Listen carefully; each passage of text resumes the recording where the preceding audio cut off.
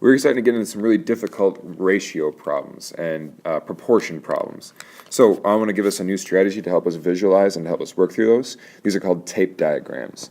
Tape diagrams help you put a picture to things, help you segment some things into, and so you get an idea of what you need to divide by in order to find your right answer. So tape diagrams. So we're going to use tape to help us with this problem. We have Sheila mixing 3 ounces of blue paint with 2 ounces of yellow paint. She decided to create 20 ounces of the same mixture. How many ounces of yellow paint does Sheila need for her new mixture? So this is, again, our problem from page 59, number 5. And so we're going to use a tape diagram to help us try to solve. So first thing I'm going to do is I'm going to always start with a big rectangle. And this rectangle is going to start with my answer. So I'm starting moving from my answer to the very end, and I want to have 20 ounces of the paint mixture. So now this tape diagram represents 20 ounces, the final product. In those 20 ounces, I know that I have 3 parts blue to 2 parts yellow paint to make this very specific shade of green. So in here, I'm now just going to draw those. I have 1, 2, 3 parts blue, so that's blue, blue, and blue. And then I also have 2 parts yellow, yellow, and yellow. If I combine those parts together, I'm going to get this really specific shade. So I've represented my ratio. I have 3 parts blue, or 3 ounces blue, and 2 ounces yellow. So I have those 2 represented, and I know that I'm looking for 20 ounces of this specific mixture. So now, if I look at the whole thing, I have 3 parts to 2 parts. I have 5 total parts of paint making this mixture.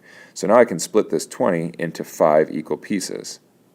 And that's doing 20 divided by 5. And if I could do 20 divided by 5, I know I have 4 ounces in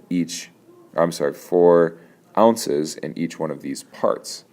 And so now if the question is, how many ounces of yellow paint does Sheila need for the mixture? Well, I have 4 ounces of yellow paint and another 4 ounces of yellow paint. That gives me 8 ounces of yellow paint in order to get my green mixture. So we used a tape diagram, we split things up, and we showed how we can represent these using a tape diagram. I want to go through one more example just to give us some extra background. This is from page 61, number 20. For every left-handed person, there are some underlining the stuff I need to know. For every left-handed person, there are about 4 right-handed people. And if there are 30 students in a class, predict the number of students who are right-handed. So again, I'm going to start with my rectangle, and my rectangle is going to represent my total. It's going to be that answer. And so this, out of all the students, every student lies within this rectangle. Okay, and so all the students are 30 students. So this rectangle stands for 30 different students. Okay. Now I'm going to start to split them up based on what I know about this population. For every 1 student that's left-handed, there are 4 that are right-handed. So I'm going to split those into parts to show that. I have, so now I have 1 part and 4 parts to make these totals. So I have 1 person that's left-handed, and I have 4 parts that are right-handed. 2, 3, 4. So now I have right-handed, right-handed, right-handed, and right-handed. 1 part left hand to 4 parts right hand. And now of all those parts, all those together make 30 total people. So I want to figure out how many is in each separate part, or each one of these segments.